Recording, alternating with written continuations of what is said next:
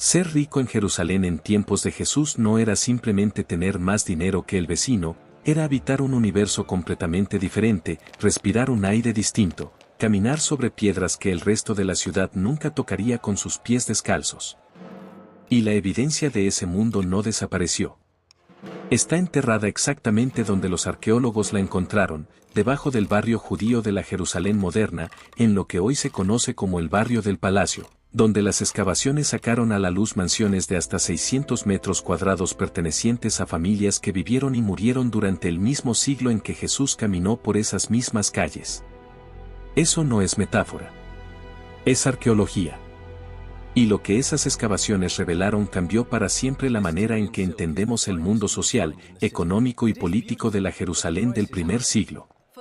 Para comprender qué significaba ser rico en esa ciudad en ese momento, primero hay que entender qué tipo de ciudad era Jerusalén en aquella época. No era una metrópolis del tamaño de Roma ni una ciudad comercial como Alejandría. Era una ciudad mediana por los estándares del Imperio Romano, con una población que los historiadores estiman entre 60.000 y 100.000 habitantes en tiempos normales, cifra que podía triplicarse durante las grandes festividades religiosas cuando peregrinos de todo el mundo judío convergían en sus calles. Pero lo que Jerusalén tenía que ninguna otra ciudad del mundo antiguo poseía era el templo. No simplemente un templo, sino el templo, el único lugar en toda la tierra donde, según la teología judía del primer siglo, la presencia de Dios habitaba de manera tangible entre los seres humanos. Y ese templo no era solamente el centro espiritual del judaísmo. Era el motor económico más poderoso de toda la región, una institución que generaba riqueza a una escala que resulta difícil de imaginar sin detenerse a pensar en los números concretos.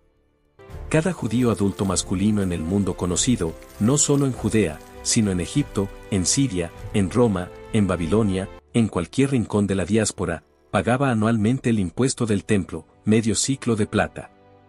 Cuando se habla de un mundo judío que los historiadores calculan en aproximadamente 4 a 6 millones de personas durante el primer siglo, ese flujo constante de plata representaba una acumulación de riqueza extraordinaria que llegaba físicamente a Jerusalén año tras año. Además del impuesto, estaban los sacrificios. Cada peregrino que llegaba a la ciudad durante la Pascua, Sabot o Sucot necesitaba animales para sacrificar, y esos animales se compraban dentro del recinto del templo o en sus inmediaciones a precios controlados por las familias sacerdotales que administraban el sistema. Los cambistas que Jesús expulsó del templo no eran una anomalía irritante en una institución por lo demás pura. Eran una pieza funcional e indispensable de una maquinaria económica perfectamente diseñada para concentrar riqueza en manos de un grupo muy reducido de familias. Esas familias eran los sumos sacerdotes. Y cuando se habla de los sumos sacerdotes en la Jerusalén del primer siglo, no se habla de figuras espirituales humildes dedicadas a la oración. Se habla de dinastías políticas y económicas que controlaban el acceso al objeto más sagrado del mundo judío y cobraban ese acceso de maneras directas e indirectas que hacían de ellos los hombres más poderosos de Judea, superados en autoridad civil únicamente por el gobernador romano. Caifás, el sumo sacerdote durante el juicio de Jesús, ejerció ese cargo durante 18 años. Un periodo extraordinariamente largo en un sistema donde Roma podía remover y nombrar sumos sacerdotes según sus propios intereses políticos. El hecho de que Caifás permaneciera tanto tiempo en el cargo dice algo profundo sobre su habilidad para equilibrar las demandas del poder romano con las expectativas de la élite sacerdotal judía. Y vivía en consecuencia. Las mansiones del barrio aristocrático de Jerusalén, el área de la ciudad alta, sobre la colina occidental, donde el terreno era más elevado, el aire más fresco y la distancia del olor del mercado inferior más pronunciada, eran estructuras de una sofisticación arquitectónica que contradice cualquier imagen simplificada de la antigüedad. Las excavaciones que comenzaron en la segunda mitad del siglo XX y continuaron durante décadas revelaron residencias construidas en torno a patios centrales con mosaicos en los pisos, frescos pintados directamente sobre las paredes de yeso en el estilo romano helenístico que estaba de moda en las casas de la élite del Mediterráneo oriental, y sistemas de baños rituales privados, los mikvaot, esculpidos directamente en la roca debajo de las casas. Una familia rica en Jerusalén no iba al baño ritual público. Tenía el suyo propio, tallado en piedra, llenado con agua recogida según los requisitos de la ley judía, disponible en cualquier momento para cualquier miembro de la familia sin necesidad de salir a la calle, sin necesidad de mezclarse con los estratos inferiores de la sociedad. Ese detalle, el baño ritual privado, parece menor hasta que se entiende lo que representaba. En una ciudad donde la pureza ritual determinaba el acceso a los espacios sagrados, a las transacciones comerciales dentro del templo, a la participación en la vida religiosa que organizaba toda la existencia social, tener un mikvé privado era tener acceso permanente a la pureza sin depender de instalaciones compartidas, sin hacer fila, sin riesgo de contaminación accidental en el camino. Era una ventaja religiosa convertida en ventaja social y económica. Era, en el vocabulario del primer siglo, un privilegio que el dinero podía comprar y que definía, de manera visible y cotidiana, la diferencia entre quien podía participar en las cosas importantes y quien debía sortear obstáculos para hacerlo. Las paredes de esas mansiones contaban otra historia igual de reveladora. Los frescos encontrados en las excavaciones del barrio judío siguen patrones decorativos geométricos y florales, deliberadamente sin figuras humanas ni animales, en observancia del mandamiento contra las imágenes, pero ejecutados con una maestría técnica que requería artesanos especializados traídos desde fuera, pagados bien, y dirigidos por propietarios que sabían exactamente qué querían y podían permitirse conseguirlo. El estilo de esos frescos es el llamado segundo estilo pompeyano, una moda decorativa que recorría las casas de la élite en todo el mundo mediterráneo durante el siglo I antes de la era común y primero de la era común. Que ese estilo apareciera en las paredes de mansiones judías en Jerusalén dice algo importante: las familias ricas de Jerusalén estaban completamente integradas en la cultura material del mundo helenístico romano. Consumían sus modas, usaban sus artesanos, admiraban su estética, mientras mantenían la observancia religiosa judía en el contenido de esas mismas decoraciones. No era contradicción. Era sofisticación. Las vajillas encontradas en esas mismas excavaciones añaden otra capa al retrato.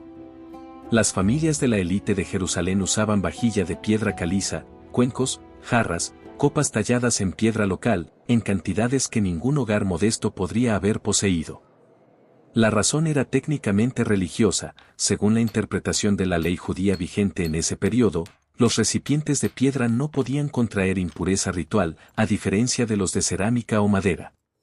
Así que usar vajilla de piedra era una declaración simultánea de riqueza, porque tallarla era caro y laborioso, y de escrupulosidad religiosa, porque demostraba un nivel de observancia que iba más allá de lo que la mayoría de la gente podía permitirse. Riqueza y piedad se retroalimentaban en una espiral que no era accidental. En el mundo del templo, parecer más puro que el promedio era también una forma de justificar el poder que se ejercía sobre ese mismo sistema de pureza. Los banquetes en esas mansiones no eran simplemente comidas. Eran performances políticas y sociales ejecutadas según reglas que todo participante entendía perfectamente. El mundo del primer siglo mediterráneo había heredado del mundo helenístico la institución del simposio, la reunión de hombres de posición alrededor de una mesa donde la conversación, la bebida, y la demostración de cultura y conexiones sociales eran tan importantes como la comida misma. En versión judaica y jerusalemita, ese modelo tomaba sus propias formas, pero la función era idéntica: afirmar jerarquías, sellar alianzas, demostrar quién pertenecía al círculo que importaba y quién estaba fuera de él. Los evangelios están llenos de escenas de banquetes precisamente porque el banquete era el espacio donde el drama social del primer siglo se representaba con mayor intensidad: quién se sentaba dónde, quién era invitado, quién servía, quién recibía el lugar de honor. Todo eso comunicaba mensajes sobre poder, deuda, alianza y exclusión que cada participante leía instantáneamente. La comida en esos banquetes era otra forma de exhibición. Jerusalén en el primer siglo no era una ciudad agrícola autoabastecida, era una ciudad que importaba bienes de lujo porque tenía la concentración de riqueza necesaria para pagarlos. El vino llegaba de distintas regiones del Mediterráneo. El aceite de oliva de la mejor calidad provenía de los valles productores de Judea y Galilea, pero las familias ricas tenían acceso a aceites específicos de reputación particular que el mercado común no ofrecía. Los pescados salados, las aceitunas preparadas de distintas maneras, las especias, comino, cilantro, eneldo, menta, Eran parte de una cocina que combinaba la tradición culinaria judía con la abundancia que el dinero podía traer. Pero quizás el elemento más revelador de la mesa aristocrática de Jerusalén era lo que no se comía, ciertos cortes de carne, ciertos animales, ciertas combinaciones, todo definido por las leyes de Kashrut con una escrupulosidad que en el contexto de la élite se convertía en otra demostración de superioridad religiosa. No comer ciertos alimentos no era simplemente obediencia, era señal visible de que uno podía permitirse ser exigente, que la escasez no dictaba las elecciones de uno, que la ley se seguía por convicción y no por conveniencia. Los sirvientes que hacían funcionar esas mansiones existían en una gama que iba desde esclavos comprados en el mercado, práctica completamente integrada en la economía del mundo antiguo, incluyendo el mundo judío del primer siglo, hasta trabajadores libres contratados para funciones específicas, hasta clientes y dependientes en relaciones de patronazgo que eran fundamentales para el funcionamiento de la sociedad mediterránea antigua. Una mansión aristocrática en Jerusalén podía tener cocineros especializados, personal encargado de la limpieza y el mantenimiento, mensajeros, escribas, personas encargadas de la gestión de los negocios del propietario, guardianes de la entrada, y un conjunto de personas cuya función era hacer que la vida cotidiana del amo y su familia se desarrollara sin fricción visible, como si la riqueza y el confort fueran el estado natural de las cosas y no el resultado de un sistema de explotación cuidadosamente mantenido. Porque el sistema de explotación existía y era visible para cualquiera que lo mirara con honestidad. La economía de Judea en el primer siglo era fundamentalmente agraria, y la tierra era el recurso central alrededor del cual giraba todo lo demás. Las familias de la élite de Jerusalén, los sumos sacerdotes y sus redes de parentesco, los grandes comerciantes, los funcionarios que mediaban entre Roma y la población local, no vivían del trabajo de sus propias manos. Vivían de la tierra que poseían en las zonas rurales de Judea y Galilea, trabajada por campesinos que podían ser propietarios endeudados, arrendatarios que pagaban una proporción de la cosecha, o jornaleros sin tierra que vendían su trabajo diario en el mercado que aparece en las parábolas de Jesús con una exactitud sociológica notable. El hombre que contrata trabajadores al amanecer para su viña, el administrador que debe rendir cuentas de los bienes del Señor, el hijo pródigo que pide su herencia por adelantado y la dilapida. Todas esas imágenes resonaban en su audiencia precisamente porque describían situaciones reconocibles, tensiones reales, estructuras económicas que la gente del primer siglo galileo y judeo vivía en carne propia. La deuda era el mecanismo central de esa economía. Los pequeños agricultores necesitaban crédito para sobrevivir los años malos, y en el Mediterráneo antiguo, los años malos no eran la excepción sino parte del ciclo normal de una agricultura dependiente de lluvias irregulares, plagas, y las demandas simultáneas de impuestos romanos, impuesto del templo, y las deudas contraídas el año anterior. Cuando un campesino no podía pagar su deuda, el acreedor podía tomar su tierra como compensación. Esa dinámica, repetida a escala masiva durante las décadas que precedieron a la destrucción de Jerusalén en el año 70 de la Era Común, fue concentrando la propiedad de la tierra en manos de un número cada vez menor de familias, muchas de ellas basadas en la ciudad alta de Jerusalén, mientras el campo se llenaba de personas que habían perdido lo que sus padres y abuelos habían trabajado. Los historiadores que estudian el periodo señalan esa concentración de la tierra como uno de los factores de fondo que alimentaron el descontento social y finalmente la rebelión que Roma aplastó con consecuencias devastadoras para la ciudad y el templo. La relación entre la élite de Jerusalén y Roma era una danza delicada de colaboración y resentimiento que ninguna de las dos partes podía permitirse romper abiertamente. Roma necesitaba intermediarios locales que mantuvieran el orden en una provincia que era notoriamente difícil de gobernar, una población profundamente religiosa, con sensibilidades muy específicas sobre ciertas prácticas que otros pueblos del imperio aceptaban sin dificultad, y con una tradición de resistencia armada a las potencias extranjeras que se remontaba a los macabeos. Las familias de la élite judía necesitaban a Roma para mantener el orden social que protegía sus propiedades, sus contratos, y su posición privilegiada frente a los estratos inferiores de su propia sociedad. El resultado era una clase dirigente judía que colaboraba con la ocupación romana no simplemente por cobardía o traición, aunque esos juicios existían entre sus contemporáneos y existen todavía en la memoria histórica, sino por un cálculo racional sobre dónde estaban sus intereses en un mundo donde Roma no iba a desaparecer y donde el templo seguía siendo la fuente de todo su poder. Esa colaboración tenía consecuencias materiales muy concretas. Los sumos sacerdotes y los grandes comerciantes de Jerusalén vivían en un mundo de dos idiomas, hablaban arameo con sus familias y su entorno cotidiano, pero manejaban el griego con la fluidez necesaria para negociar con funcionarios romanos, comerciantes del Mediterráneo, y peregrinos de la diáspora que habían crecido en Alejandría o Antioquía y cuya lengua principal era el griego. Algunos también manejaban el latín suficiente para las transacciones con la administración romana directa. Esa capacidad lingüística era en sí misma un marcador de clase. Los campesinos de Galilea hablaban arameo y tal vez algo de griego comercial básico, pero la fluidez real en múltiples lenguas era patrimonio de quienes habían tenido acceso a educación formal, y la educación formal era accesible únicamente a quienes tenían dinero y tiempo libre. El vestido de los ricos de Jerusalén era otro sistema de señales que cualquier observador del primer siglo podía leer sin necesidad de que nadie se lo explicara. La ropa era cara en el mundo antiguo, producirla requería trabajo manual intensivo desde la producción de la fibra hasta el teñido y la costura, y la calidad de la tela, la complejidad de los bordados, y sobre todo el color eran marcadores de posición que nadie usaba por accidente. El púrpura era el color de los más ricos, producido a partir de moluscos en cantidades que hacían de una prenda teñida completamente en púrpura un objeto de valor extraordinario. La parábola del rico Epulón en el Evangelio de Lucas lo describe vestido de púrpura y lino fino, dos palabras que su audiencia entendía inmediatamente como descripción de riqueza extrema, no como detalle decorativo. El lino fino de Egipto era otro marcador de élite, una tela de una suavidad que la lana ordinaria o el lino vasto que la mayoría de la gente usaba no podía aproximar. Las familias ricas de Jerusalén se vestían para que su posición fuera visible desde la distancia, en la calle, en el templo, en el mercado. El cuerpo vestido era un mensaje sobre el lugar que uno ocupaba en la jerarquía de la ciudad. Las joyas completaban ese mensaje.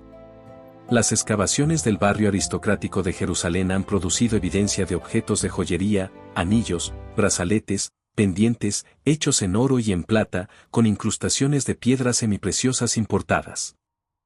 El anillo de sello era particularmente importante, era la firma del propietario, el instrumento con el que autenticaba documentos y transacciones, y usarlo en oro en lugar de en bronce o hierro comunicaba instantáneamente el nivel de alguien en la jerarquía económica de la ciudad. Santiago, el hermano de Jesús, escribe en su carta uno de los documentos más directos sobre la vida social del primer siglo judeo-cristiano, sobre la diferencia entre quien entra a la asamblea con anillo de oro y vestido brillante y quien entra con ropa sucia, y sobre la tentación de tratar al primero con deferencia y al segundo con desdén. Ese era el mundo real que estaba describiendo, no una abstracción moral. La educación de los hijos de las familias ricas de Jerusalén seguía un camino que combinaba la formación religiosa judía con acceso a elementos del mundo educativo helenístico. Todo niño judío recibía instrucción en la Torá, era parte fundamental de la identidad religiosa y cultural, pero los hijos de las familias de la élite recibían esa instrucción de los maestros más reputados, con acceso a textos y discusiones que el sistema educativo básico de la sinagoga local no ofrecía.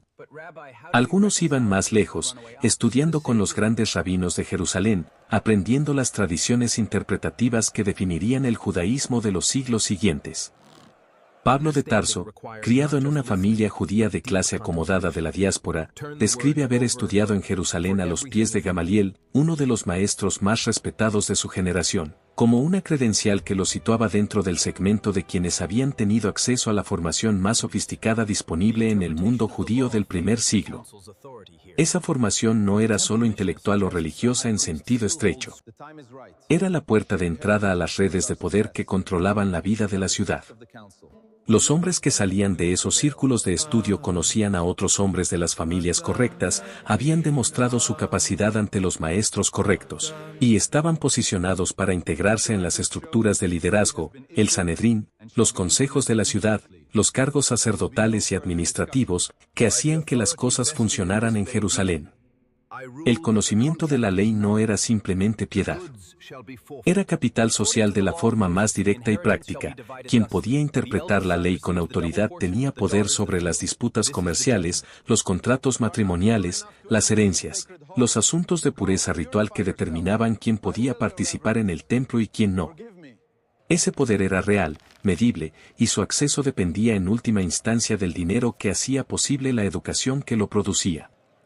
Los matrimonios de las familias ricas de Jerusalén eran negociaciones políticas y económicas ejecutadas con la misma seriedad que cualquier tratado entre estados.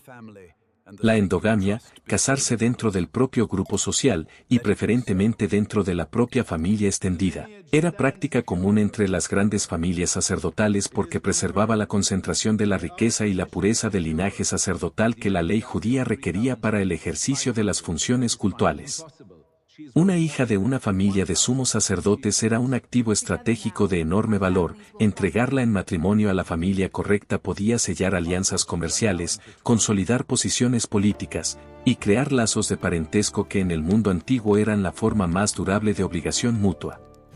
La dote que acompañaba a esa hija era proporcional a las ambiciones de la alianza, en tierra, en plata, en objetos de valor, en promesas de apoyo futuro que ambas familias entendían sin necesidad de ponerlas por escrito. El sistema de parentesco extendido alrededor del que giraba la vida de la élite era en sí mismo una institución económica. Los ricos de Jerusalén no operaban como individuos, operaban como nodos en redes de obligación mutua que incluían parientes, aliados, clientes y dependientes en cadenas que podían extenderse por toda la ciudad y más allá, hasta Jericó, Cesarea, las ciudades de la diáspora. Cuando un miembro de la red tenía un problema, una deuda que no podía pagar, una disputa legal con un vecino, una necesidad de acceso a un funcionario romano, la red se activaba. Y en el otro extremo, cuando alguien en la red tenía oportunidades, un contrato lucrativo, un cargo vacante, información privilegiada sobre movimientos de precios en el mercado, esa información fluía a través de los mismos canales. La diferencia entre el rico y el pobre en Jerusalén no era solo cuánto dinero tenía cada uno en un momento dado. Era el acceso a esa red de amortiguación y oportunidad que hacía que los ricos raramente se cayeran tan lejos que no pudieran levantarse, y que los pobres raramente pudieran subir más allá del horizonte que la red de los poderosos les permitía ver. El comercio era una de las fuentes principales de la riqueza de la élite de Jerusalén, aunque las actitudes hacia él eran complejas y a veces contradictorias.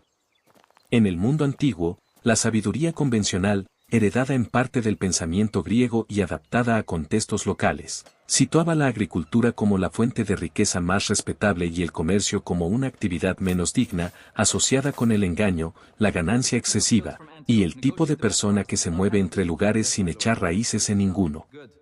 Pero esa actitud no impedía a las familias más ricas de Jerusalén estar profundamente involucradas en el comercio, directamente a través de representantes y agentes, o indirectamente a través de préstamos a comerciantes que después pagaban el capital más intereses.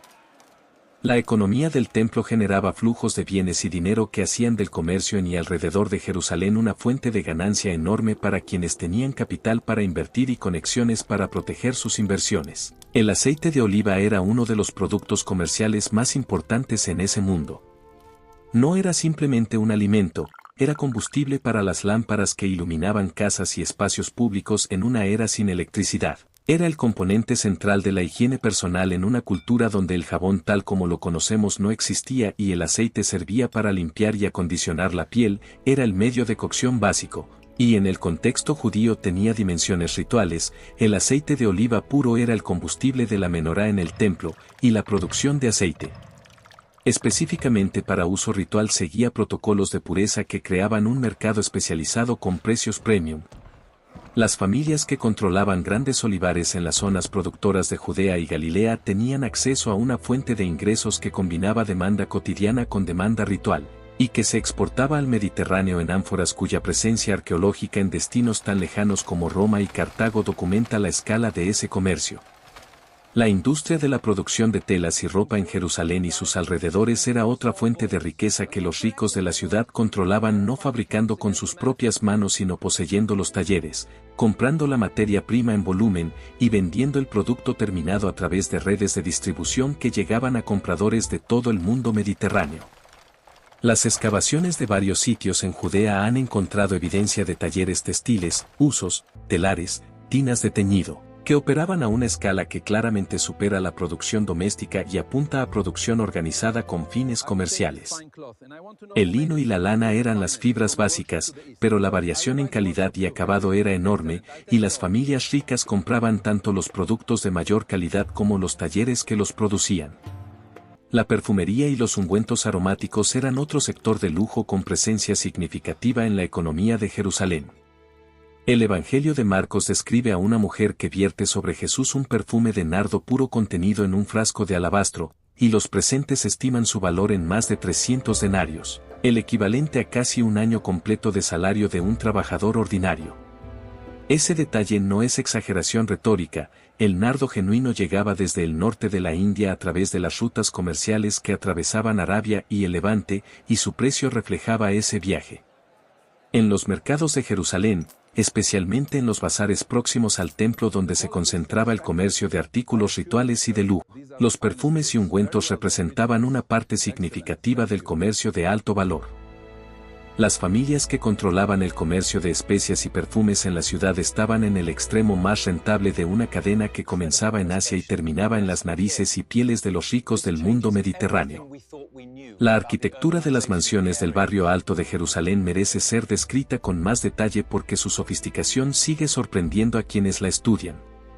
Las casas más grandes, las llamadas mansión del palacio o la casa de los capros, identificada por una inscripción en arameo encontrada en el sitio, estaban construidas en torno a un patio central abierto al cielo, el atrium en versión adaptada al clima y las tradiciones locales, alrededor del cual se organizaban las habitaciones principales.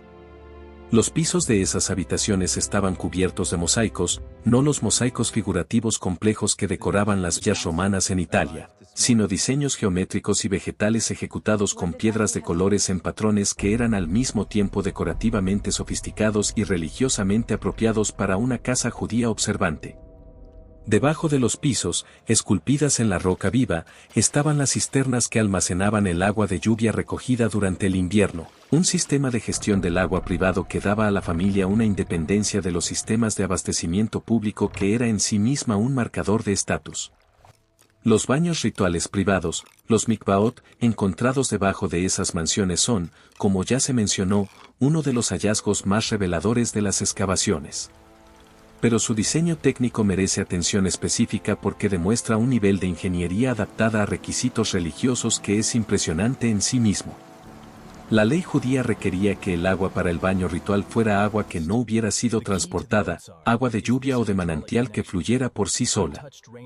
Para cumplir ese requisito en el interior de una casa urbana, los constructores de esos mikvaot desarrollaron sistemas donde un pequeño estanque de agua de lluvia sin tocar, el otzar, estaba conectado hidráulicamente con el estanque más grande donde efectivamente se realizaba la inmersión, de manera que el agua utilizada tenía contacto con el agua de lluvia y por lo tanto cumplía el requisito de no haber sido transportada. Esa solución arquitectónico-religiosa es el tipo de ingeniería que requiere tanto conocimiento técnico como profundidad en la interpretación legal, y la presencia de esos sistemas en las mansiones del barrio alto indica que sus propietarios contrataban a personas competentes en ambas áreas. El nivel superior de esas mansiones, los pisos superiores, cuando los había, estaba reservado para las habitaciones más privadas de la familia, los aposentos donde las mujeres de la casa pasaban la mayor parte de su tiempo doméstico, los espacios donde se guardaban los objetos de valor y las habitaciones de los niños y sus cuidadores. La separación entre el espacio de recepción pública, donde el propietario recibía visitas, conducía negocios y daba banquetes, y el espacio privado de la familia era una característica arquitectónica que reflejaba la separación social entre el mundo exterior de los hombres y el mundo interior de las mujeres que organizaba la vida doméstica de la élite mediterránea del primer siglo, tanto en su versión romana como en su versión judía. Las mujeres de la élite de Jerusalén existían dentro de esa separación con una complejidad que las fuentes disponibles permiten vislumbrar pero raramente articular con claridad. Las más ricas de ellas tenían acceso a bienes materiales y a un nivel de confort que la mayoría de las personas en cualquier punto de la historia anterior habría encontrado extraordinario: ropa fina, joyería, alimentos de calidad, sirvientes que hacían el trabajo físico de la casa, tiempo libre de las tareas manuales que ocupaban cada hora del día de las mujeres pobres. Pero ese confort venía con restricciones sobre su movimiento, sus relaciones sociales y su capacidad de actuar como agentes económicos independientes que eran tan reales como los lujos que las rodeaban. El matrimonio era el único camino de legitimidad social para ellas. La viudez podía ser una forma de libertad relativa si el marido había muerto antes que el suegro y los cuñados reclamaran la tutela, y el acceso a la propiedad a través de la herencia o la dote era uno de los pocos mecanismos por los que una mujer podía tener recursos materiales que dependieran de su propia decisión. Las fuentes del periodo, incluyendo los propios evangelios, el Talmud en sus estratos más tempranos, las obras de Josefo, y los documentos del Mar Muerto, mencionan mujeres de la élite de Jerusalén de maneras que ocasionalmente permiten ver figuras reales detrás de las categorías sociales. La hija de Herodes Agripa, Berenice, que aparece en los Hechos de los Apóstoles y en la historia de Josefo, es uno de esos casos. Una mujer de riqueza y posición extraordinarias que navegó la política del mundo romano con una habilidad que sus contemporáneos registraron con mezcla de admiración y desaprobación. Pero Berenice era un caso extremo, parte de la familia real herodiana, que operaba en un estrato diferente incluso de la élite sacerdotal ordinaria. Las mujeres de las grandes familias sacerdotales de Jerusalén son figuras más borrosas, conocidas a veces por menciones incidentales en textos que hablaban principalmente de sus padres, esposos o hermanos. La relación entre los ricos de Jerusalén y los pobres de la misma ciudad no era de invisibilidad mutua, era de una visibilidad extremadamente incómoda que ambos lados gestionaban de maneras culturalmente codificadas. La limosna, la tzedaka, no era en el mundo judío del primer siglo un acto de generosidad opcional. Era una obligación legal y moral, parte del sistema de justicia redistributiva que la Torá prescribía como respuesta a la desigualdad. Las familias ricas de Jerusalén daban limosna en las puertas del templo, en las esquinas de los mercados, a través de fondos comunitarios que distribuían pan y recursos básicos a los más vulnerables. Pero esa limosna, aunque prescrita por la ley y practicada con variados grados de generosidad, no cuestionaba la estructura que producía la pobreza en primer lugar. Era un mecanismo de alivio que permitía que el sistema continuara funcionando sin que la tensión entre los extremos de la distribución de la riqueza se convirtiera en ruptura abierta, al menos durante el tiempo que duró antes de que la ruptura llegara de todas formas, con consecuencias que todos conocemos. La pregunta que surge inevitablemente cuando se estudia ese mundo con honestidad es la siguiente: ¿qué tan conscientes eran los ricos de Jerusalén de la naturaleza del sistema que los sostenía? Veían la pobreza que los rodeaba y la entendían como consecuencia de estructuras que ellos mismos mantenían y de las que se beneficiaban, o la interpretaban a través de las categorías religiosas disponibles, el pobre como resultado de su propia falta de virtud, de su karma espiritual, de la voluntad divina, de maneras que les permitían no sentirse responsables.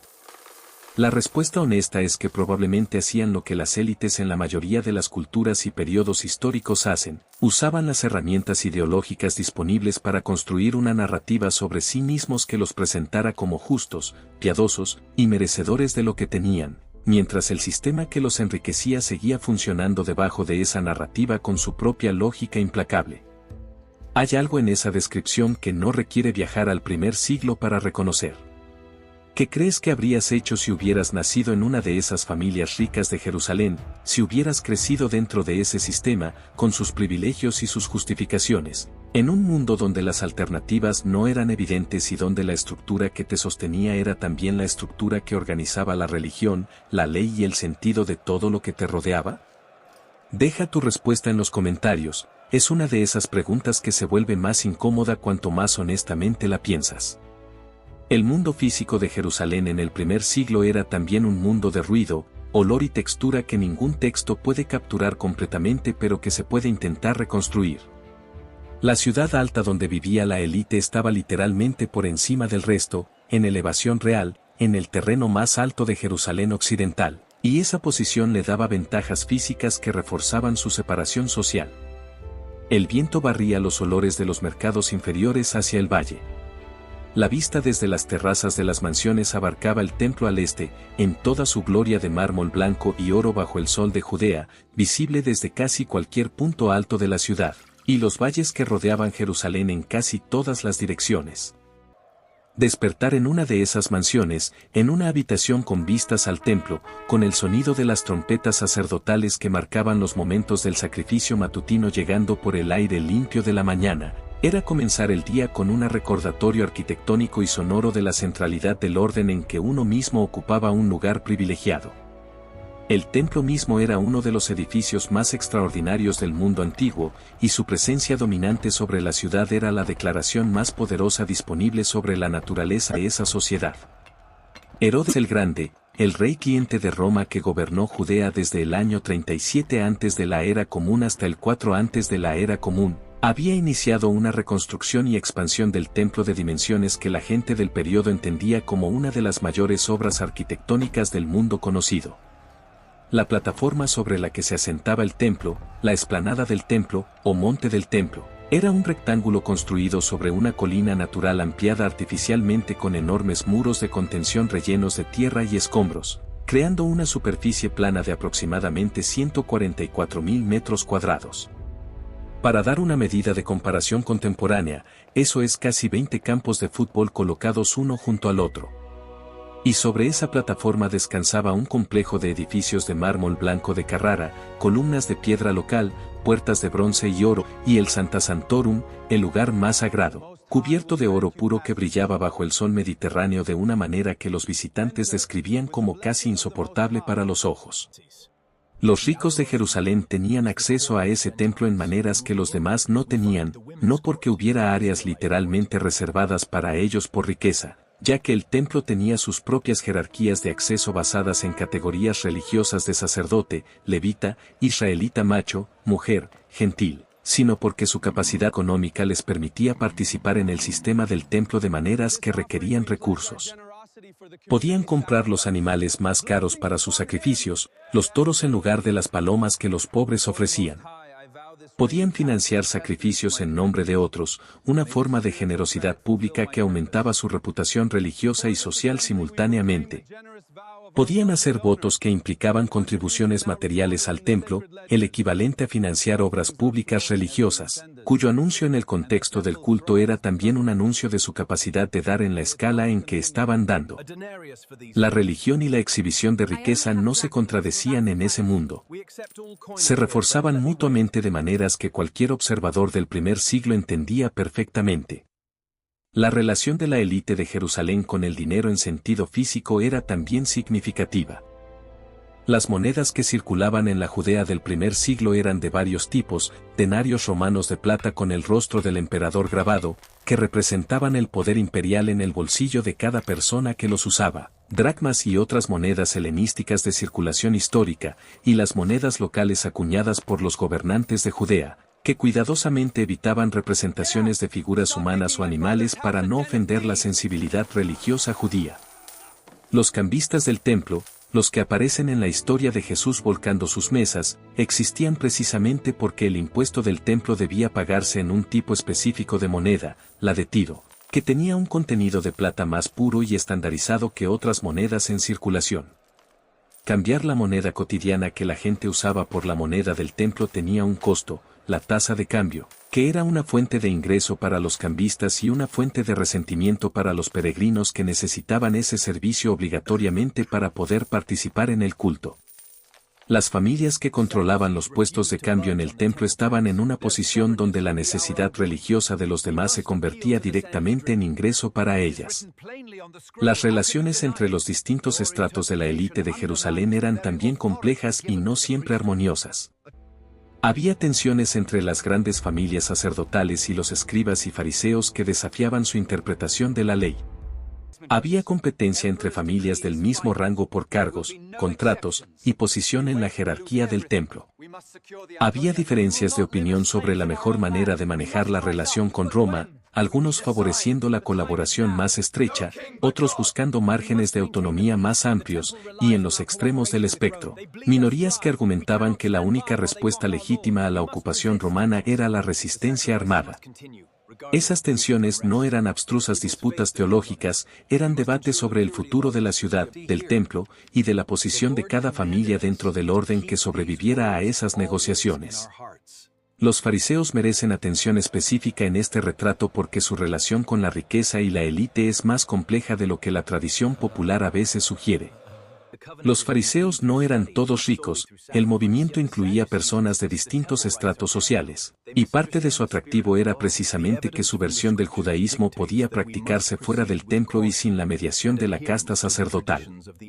Pero los fariseos más influyentes, los que tenían acceso a los círculos de poder y cuya opinión contaba en los debates que determinaban la política religiosa de la comunidad, eran frecuentemente hombres de recursos suficientes para dedicar tiempo al estudio y a la participación en la vida pública sin necesidad de ganar su sustento con trabajo manual. Su relación con la élite sacerdotal era de competencia ideológica enmarcada en respeto mutuo. Ambos grupos necesitaban del otro para mantener el orden en una sociedad que era profundamente religiosa y que necesitaba autoridades capaces de interpretar la ley de maneras que la gente aceptara como legítimas. Los saduceos, el partido asociado más directamente con las grandes familias sacerdotales, representaban el polo opuesto en ese espectro. Eran conservadores en su interpretación religiosa, aceptando solo la Torá escrita y rechazando las tradiciones orales que los fariseos consideraban igualmente vinculantes. Pero esa posición teológica conservadora no los hacía menos sofisticados en política, en economía o en el manejo de sus relaciones con Roma. Los saduceos entendían que su posición dependía de la continuidad del templo y del sistema que lo sostenía, y eran por lo tanto los defensores más consistentes de ese sistema, incluyendo sus componentes más cuestionables desde el punto de vista de la justicia distributiva. Cuando Jesús desafió ese sistema en el templo, física y simbólicamente, volcando las mesas de los cambistas y los puestos de los vendedores de palomas, el conflicto que siguió y que terminó en su ejecución no era principalmente teológico. Era político y económico. Era un desafío a quienes controlaban el acceso al sagrado y cobraban por ese acceso, y ellos respondieron con los instrumentos del poder que tenían a su disposición. La economía de la hospitalidad en Jerusalén era otro aspecto de la vida de los ricos que merece atención. En el mundo antiguo, la hospitalidad, recibir huéspedes, alimentarlos, alojarlos, era una obligación social y moral de enorme peso, y la capacidad de ejercerla con generosidad era en sí misma una demostración de riqueza y posición. Las grandes mansiones del barrio alto tenían espacios diseñados específicamente para recibir huéspedes, salas de banquete con capacidad para grupos grandes, almacenes de alimentos y bebidas en cantidades que permitían responder a la llegada inesperada de muchas personas y el personal necesario para preparar y servir comidas de calidad en poco tiempo. Un hombre rico en Jerusalén del primer siglo que recibía bien a sus huéspedes estaba construyendo activamente su capital social, las obligaciones de reciprocidad que sus invitados contraerían con él, las historias que se contarían sobre su generosidad en los círculos donde esas historias importaban, y la red de personas que sentirían algún grado de deuda o afecto hacia él como resultado de su hospitalidad. El periodo de las grandes festividades religiosas transformaba la ciudad de maneras que afectaban a todos sus estratos, pero que tenían consecuencias económicas especialmente significativas para los ricos.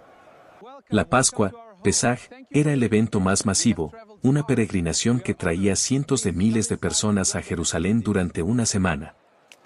Las familias ricas de la ciudad que tenían casas con espacio suficiente recibían peregrinos de fuera, parientes, conocidos, clientes de sus redes comerciales, y esa hospitalidad era tanto una obligación como una oportunidad.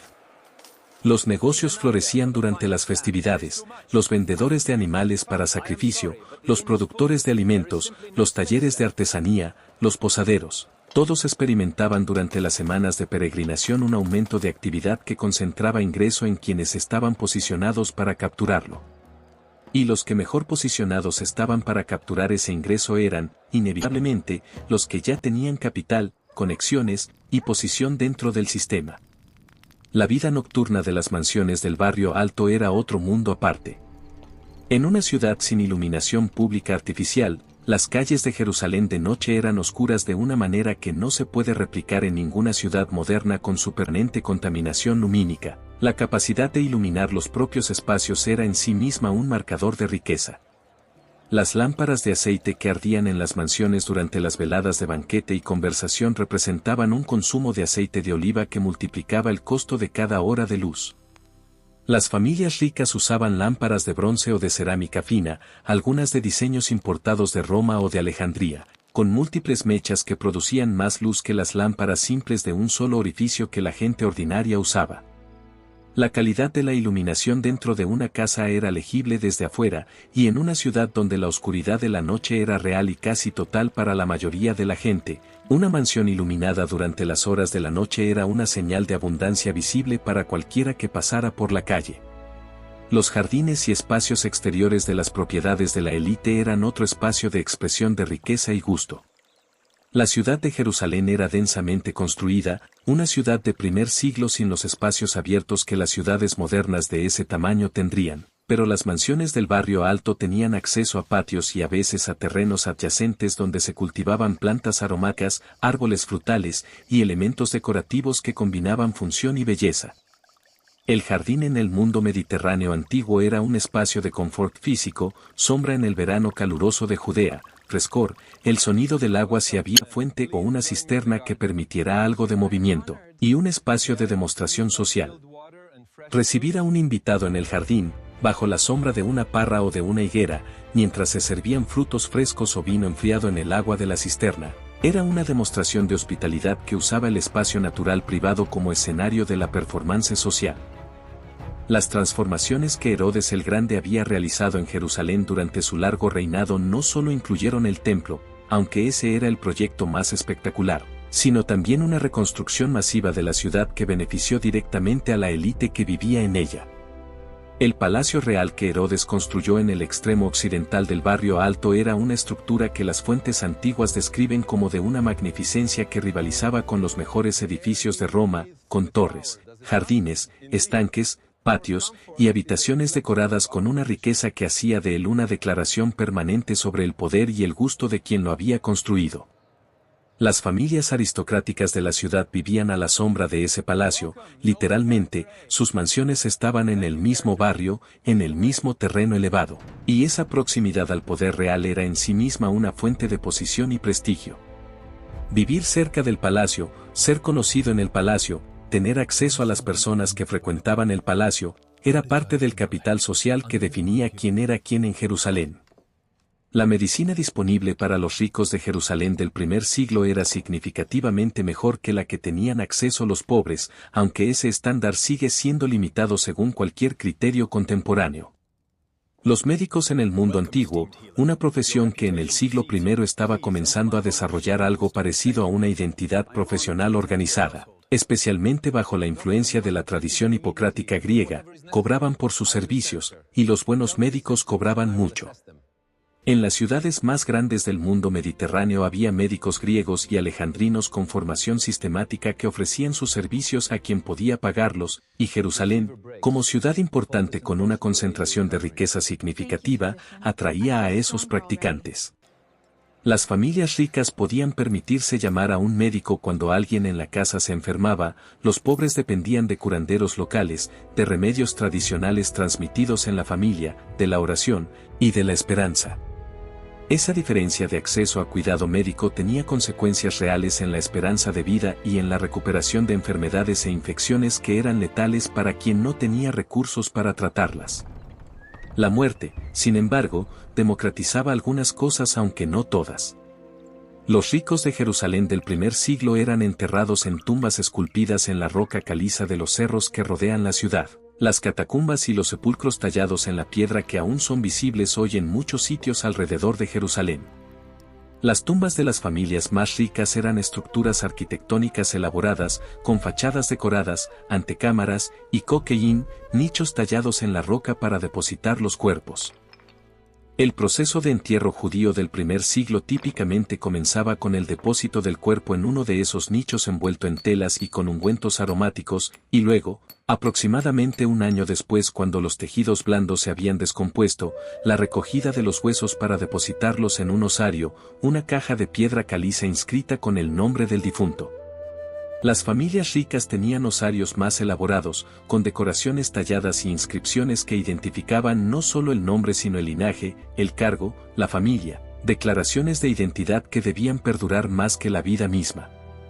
Los osarios encontrados en las tumbas del primer siglo alrededor de Jerusalén son en sí mismos documentos históricos extraordinarios. Algunos de ellos han revelado nombres que aparecen en los textos. El osario de Caifás el sumo sacerdote fue encontrado en un sitio al sur de Jerusalén en 1990, con la inscripción del nombre claramente visible en arameo, y la presencia de ese objeto físico, de ese hueso humano real dentro de esa caja de piedra, hace que el periodo histórico se vuelva súbitamente concreto de una manera que los textos solos no pueden lograr. Caifás no era solo un nombre en un evangelio. Era una persona que nació, vivió, ejerció poder, tomó decisiones con consecuencias históricas enormes, envejeció, murió, y fue enterrado por su familia en una tumba en las afueras de la ciudad que gobernó. Su historia terminó ahí, en esa caja de piedra, al mismo tiempo que Jerusalén misma se aproximaba a la catástrofe que borraría el mundo en que había vivido. La destrucción de Jerusalén en el año 70 de la era común, cuando las legiones romanas de Tito asediaron la ciudad, la tomaron tras un asedio brutal y destruyeron el templo. Fue el fin del mundo que este script ha estado describiendo. No es una exageración. El sistema sacerdotal, el templo, la estructura económica y religiosa que había sostenido durante siglos a las familias ricas del barrio alto de Jerusalén, todo eso desapareció en el incendio y el derrumbe de ese verano del año 70. Las mansiones del barrio alto fueron destruidas, y las excavaciones que las descubrieron siglos después encontraron en sus pisos quemados las evidencias del final: monedas de bronce de la última acuñación judía antes de la caída, puntas de flecha romanas, objetos cotidianos dejados en el momento de la huida o la muerte. La casa de los Catros tenía en uno de sus cuartos el esqueleto de una mujer joven con el brazo extendido hacia la puerta, una imagen que los arqueólogos interpretaron como alguien que intentó huir en el último momento y no pudo. El judaísmo que sobrevivió a esa catástrofe fue fundamentalmente diferente del que existía ante ella. Sin templo, sin sistema de sacrificios, sin sumos sacerdotes, sin la estructura económica que lo sostenía todo, el judaísmo tuvo que reinventarse, y lo hizo, de maneras extraordinariamente exitosas, creando el judaísmo rabínico que es el antepasado directo de las formas del judaísmo que existen hoy. Pero el mundo de las mansiones del barrio alto, de los banquetes con vajilla de piedra y frescos en el estilo pompeyano, de los mikvaot privados y los osarios con nombres de sumos sacerdotes, ese mundo no regresó. Estaba tan completamente terminado que durante siglos nadie sabía que había existido con el nivel de detalle y sofisticación material que la arqueología moderna ha revelado. Lo que esos hallazgos revelan sobre el primer siglo es algo que transforma la manera de leer no solo la historia de Jerusalén sino la historia del mundo mediterráneo en su conjunto. El Jesús histórico no emergió de un vacío social o económico, emergió de una sociedad con tensiones de clase agudas, con una concentración de riqueza en manos de pocas familias, con un sistema religioso que se había convertido también en sistema económico, y con una mayoría de personas que vivían cerca o por debajo del margen de subsistencia mientras esa estructura funcionaba para beneficio de unos pocos. Sus palabras sobre el camello y el ojo de la aguja, sobre el rico Epulón y el pobre Lázaro, sobre los que devoran las casas de las viudas mientras hacen larga oración para ser vistos. Esas palabras tenían un referente concreto, un blanco específico, una audiencia que sabía exactamente a quién y a qué se estaban refiriendo. La arqueología de las mansiones del barrio alto no explica el mensaje religioso de Jesús, pero sí ilumina el mundo social en que ese mensaje fue pronunciado, recibido y eventualmente registrado. Y lo que ese mundo nos muestra, si se lo miramos con honestidad, es que las tensiones entre riqueza concentrada y pobreza masiva, entre sistemas que justifican el privilegio con el lenguaje de la virtud y la religión, entre las élites que administran instituciones poderosas en beneficio propio mientras afirman hacerlo en beneficio de todos, esas tensiones no son específicas del primer siglo de Jerusalén. Son extraordinariamente familiares. Las piedras talladas bajo el barrio judío de Jerusalén moderna no describen un mundo lejano y extraño. Describen un mundo donde las preguntas sobre quién tiene, quién decide, y quién paga el precio de las decisiones de los que tienen eran exactamente tan urgentes como lo son hoy. La diferencia es que nosotros sabemos cómo terminó ese mundo concreto, en fuego, en derrumbe, en el esqueleto de una mujer joven con el brazo extendido hacia una puerta que nunca pudo alcanzar. Lo que aún no sabemos con certeza es que aprendemos de eso, y si es suficiente. Si esta historia te hizo ver el primer siglo de una manera que no esperabas, o si te hizo pensar en algo del presente que no esperabas pensar, suscríbete para no perderte lo que viene. Y si conoces a alguien a quien la historia real, sin adornos y sin simplificaciones, le interesa tanto como a ti, comparte este video con esa persona. Hay más mundos enterrados bajo el presente de lo que imaginamos, y vale la pena seguir excavando.